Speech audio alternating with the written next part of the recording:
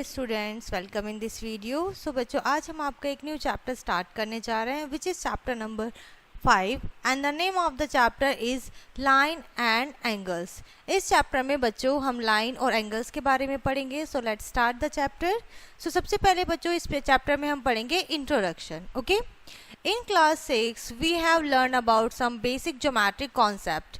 Previous class में बच्चों हमने सीखा था, बेसिक कॉन्सेप्ट सीखे थे ज्योमेट्री से related, like line segment, angles, ray and line. We have also learn about type of angles. अलग अलग टाइप के एंगल के बारे में भी हमने सीखा था, पॉलीगन्स के बारे में सीखा था। And now in this chapter we will learn more about them. हम उन्हीं चीज़ों के बारे में थोड़ा और सीखेंगे। सो सम इम्पॉर्टेंट डेफिनेशंस देख लेते हैं। किसकी? Point, line segment, line, ray and angle. So सबसे पहले बच्चों पॉइंट पढ़ेंगे। A fine dot made by a sharp pencil और geometrical figure have no length. जो एक फाइन पॉइंट होता है बच्चों, फाइन डॉट होता है, जो एक शार्प पेंसिल से बनाया जाता है किसी भी पेपर पे, ठीक है, जो कि एक ज्योमेट्रिकल फिगर होती है जिसकी कोई लेंथ, ब्रेथ या फिर हाइट नहीं होती, उसे हम पॉइंट कहते हैं। क्लियर है? उसके बाद आता है line segment. Line segment is the shortest distance between any two points. ये शॉर्टेस्ट डिस्टेंस होता है किन्हीं दो पॉइंट्स के बीच का। It has two end point, इसके दो एंड पॉइंट होते हैं। It can not be extend in any direction, ये किसी भी डायरेक्शन में एक्सटेंड नहीं हो सकता है। A line segment can be measured, line segment को मेजर भी किया जा सकता है। So it has finite length, तो उसकी एक फिक्स्ड लेंथ या फाइनाइट लेंथ होती है। AB is a line segment and it is denoted by AB। ठीक है, ये जो है बच्चों AB एक क्या है? लाइन सेगमेंट है। Now line, what is line? A line segment extended, sorry हम पर देखो बच्चों यहाँ पर मिस्टेकनली लाइन सेगमेंट है, तो आप लाइन सेगमेंट को हटा देंगे। A line extended in both the direction become a line, sorry ये लाइन सेगमेंट ही है बच्चों। अ line segment extend in both the direction become a line. अगर आपकी लाइन सेगमेंट दोनों डायरेक्शन में इंडेफिनेटली एक्सटेंड हो रही है तो वो आपकी लाइन बन जाती है। A line has no end point, line का कोई भी एंड पॉइंट नहीं होता है। It can be extended endlessly both direction, वो दोनों ही डायरेक्शन में लेफ्ट और राइट क्या होती है? एक्सटेंड हो सकती है। Line segment is a part of line, line segment line का पार्ट है। And PQ is a line, PQ यहाँ पर एक लाइन है। It is denoted by PQ, आपको इस तरीके से डिनोट की जाएगी। उसके बाद आता है बच्चों ray. A line segment when extended, जब लाइन सेगमेंट को एक्सटेंड किया जाता है one direction only become a ray, तो वो रे बनती है। It has no finite length, उसकी भी कोई फाइनाइट लेंथ नहीं होती। हेयर OP इज अ रे, जो OP है बच्चों ये आपकी एक रे है। And it is denoted by this sign and it has 0 as its initial point, sorry O क्या है? इसका इनिशियल या एंड पॉइंट आप कह सकते हैं। उसके बाद आता है बच्चों angle. Angle is formed when line और लाइन सेगमेंट मीट, जब आपकी लाइन या लाइन सेगमेंट आपस में मिलते हैं तो आपके एंगल बनते हैं, जैसे कि फिगर A में देख सकते हैं आप यहाँ पर। Okay, and line segment AB and CD, AB और CD आपस में क्या हो रहे हैं? मिल रहे हैं, मीट कर रहे हैं। Now acute angle. अब यहाँ पर हम पढ़ेंगे बच्चों टाइप ऑफ एंगल, अलग अलग टाइप के एंगल्स। तो वो क्या होते हैं? सबसे पहला होता है बच्चों उसमें acute angle, an angle whose measure is less than right angle. ऐसा एंगल जिसका मेजरमेंट राइट एंगल से कम होता है, 90 डिग्री से कम होता है, उसे हम एक्यूट एंगल कहते हैं। ठीक है, और यहाँ पे आपको फिगर गिवन है बच्चों एक्यूट एंगल की, ABC एंड PQR। उसके बाद आता है obtuse angle. What is obtuse angle? An angle whose measure is greater than 90 degree. अगर किसी एंगल का मेजरमेंट 90 डिग्री से ज़्यादा होता है तो वो आपका ऑब्ट्यूस एंगल कहलाता है। जैसे कि आप शेप में देख सकते हैं, ये 95 डिग्री का है एंड ये आपका 120 डिग्री का है। तो ये दोनों ही एंगल बच्चों आपके ऑब्ट्यूस एंगल में आते हैं। उसके बाद आता है राइट एंगल।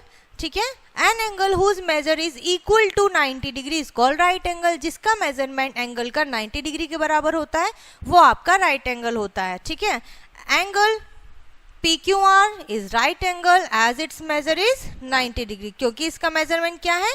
90 डिग्री है। उसके बाद आता है बच्चों straight angle. Straight angle, an angle whose arm form opposite rays is a straight angle, ठीक है, जिसकी अपोजिट आर्म क्या होते हैं, एक एंगल बनाती है, वो आपका स्ट्रेट एंगल कहलाता है। जैसे ये एक एंगल है, राइट साइड में भी एक आर्म है एंड लेफ्ट साइड में भी, और ये इसका एंगल है, ओके, ये आपका स्ट्रेट एंगल है। उसके बाद आता है बच्चों zero angle, an angle whose arm coincide with each other without taking any rotation, एक दूसरे के ही ऊपर है बच्चों, ये एक आर्म है, इसने कोई भी रोटेशन नहीं किया है, तो ये आपका जीरो एंगल कहलाएगा। उसके बाद आता है बच्चों complete angle, okay, an angle whose arms coincide with each other, ठीक है, कंसाइड होती हैं एक दूसरे से, कैसे, कंप्लीट एंगल लेते हैं, taking a complete rotation is an complete angle, तो ये उसका कंप्लीट एंगल होता है। उसके बाद आता है बच्चों reflex angle. What is reflex angle? An angle whose measure is more than 180 degree, ऐसा एंगल जिसकी मेजरमेंट 180 डिग्री से ज्यादा होती है, but less than 360 degree, but 360 degree से कम होती है, तो वो आपकी रिफ्लेक्स एंगल कहलाती है, ठीक है। जैसे कि आप गिवन फिगर में देख सकते हैं, ये आपकी 360 डिग्री से कम है बट 180 डिग्री से ज्यादा है। क्लियर है यहाँ तक? आई होप आपको यहाँ पे अच्छे से समझ में आ रहा होगा यहाँ तक जो भी हमने स्टडी किया है। Now related angle, angles which are related some condition are called related angle, जो कुछ कंडीशन से रिलेट करते हैं वो हमारे रिलेटेड एंगल्स होते हैं। कॉम्प्लीमेंट्री एंगल्स, अब हम पढ़ेंगे बच्चों कॉम्प्लीमेंट्री एंगल्स, ठीक है। Two angles are said to be complementary angles, दो एंगल कॉम्प्लीमेंट्री एंगल बनाते हैं if the sum of their measurement, अगर उनके मेजरमेंट का sum 90 degree and each angle is said to be in complete of each other, वो एक दूसरे को कॉम्प्लीमेंट कर रहे होते हैं, ओके। जैसे 45 डिग्री के टू एंगल्स हैं, 10 डिग्री का और 80 डिग्री का है, 20 डिग्री और 70 डिग्री के हैं, 30 और 60 डिग्री का, तो ये जो पेयर ऑफ एंगल्स गिवन है ये सभी आपके क्या है, कॉम्प्लीमेंट्री एंगल्स हैं। अब हम पढ़ेंगे बच्चों सप्लीमेंट्री एंगल्स। सप्लीमेंट्री एंगल्स क्या होते हैं?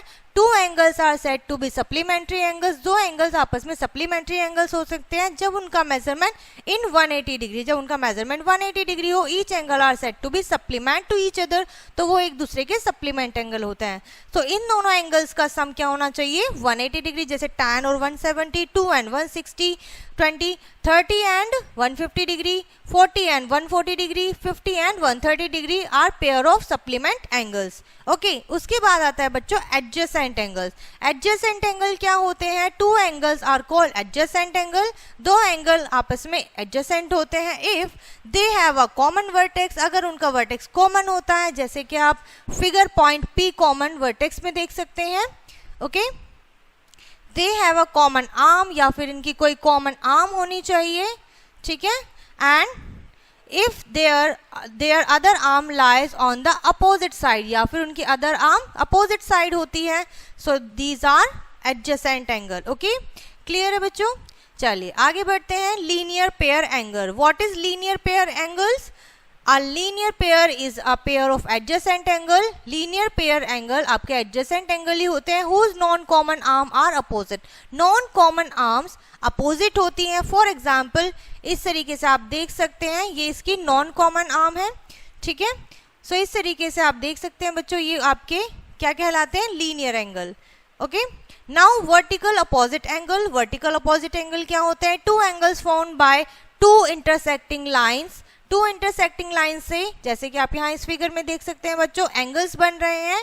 No common arm are called vertically opposite angle, इनमें कोई भी कॉमन आर्म नहीं है, ये एक एंगल बन रहा है और ये एक एंगल बन रहा है, दोनों की आर्म्स क्या है? अलग हैं।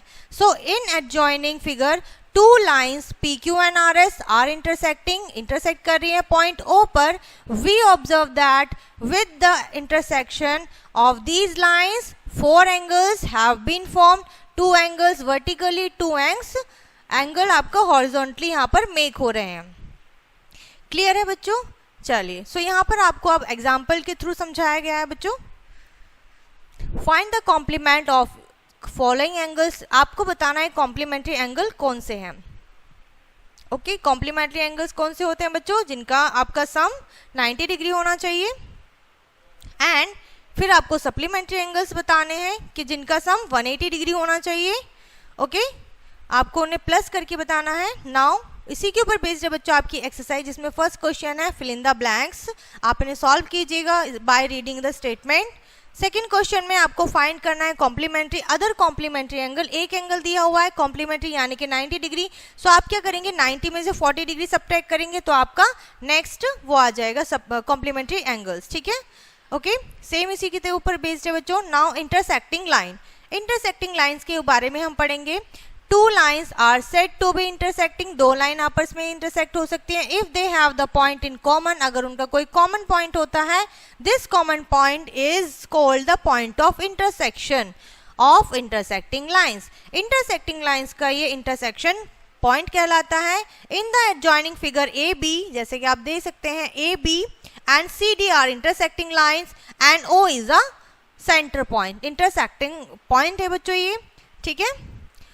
उसके बाद हम पढ़ेंगे बच्चों ट्रांसवर्सल लाइन। ट्रांसवर्सल लाइंस क्या होती हैं, अ लाइन इंटरसेक्टिंग टू और मोर गिवन लाइंस, अगर कोई लाइन दो या दो से ज्यादा लाइन को इंटरसेक्ट करती है in a plane distinct point is called the transversal.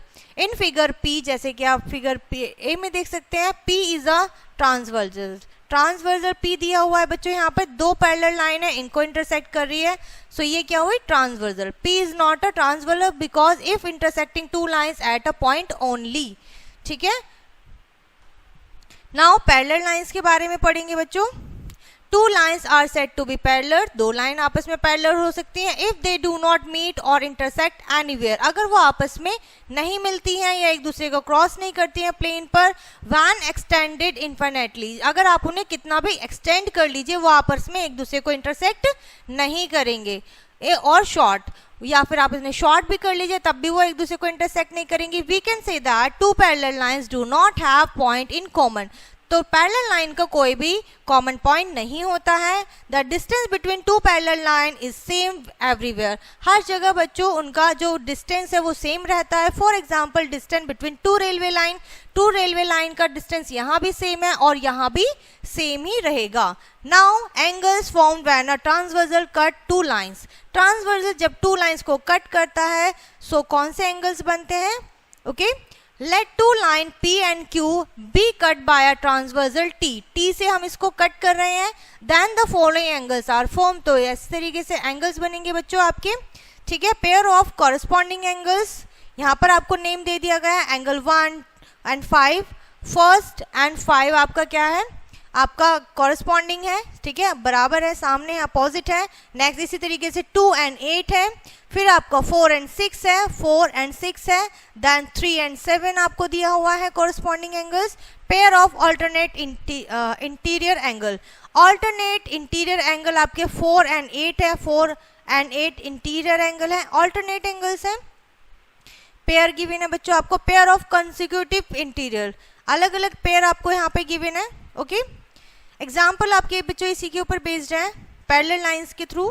Now जो एक्सरसाइज है बच्चों इसी के ऊपर बेस्ड है, जिसमें आपका फर्स्ट क्वेश्चन है in the adjoining identify the following, आपको इन्हें फाइंड आउट करना है कि कौन से एंगल्स हैं या कौन से लाइन है। A pair of corresponding angles, corresponding angles बताने हैं। एंगल ऑफ ऑल्टरनेट, इसका एंगल बताना है आपको। Next, state the property that is used in each of the following statement, in statement में कौन सी प्रॉपर्टी फॉलो हुई है, जो भी अभी हमने एग्जांपल में रीड की थी, ठीक है। सो आप इन्हें बताएंगे और इस एक्सरसाइज को कंप्लीट करेंगे एंड यहाँ पर ये चैप्टर बच्चों आपका फिनिश होता है। आई होप ये चैप्टर एंड कॉन्सेप्ट आपको अच्छे से समझ में आ गया होगा। सो इस वीडियो को हम यहीं पर एंड करते हैं, मिलते हैं नेक्स्ट वीडियो में, तब तक के लिए बाय एंड टेक केयर।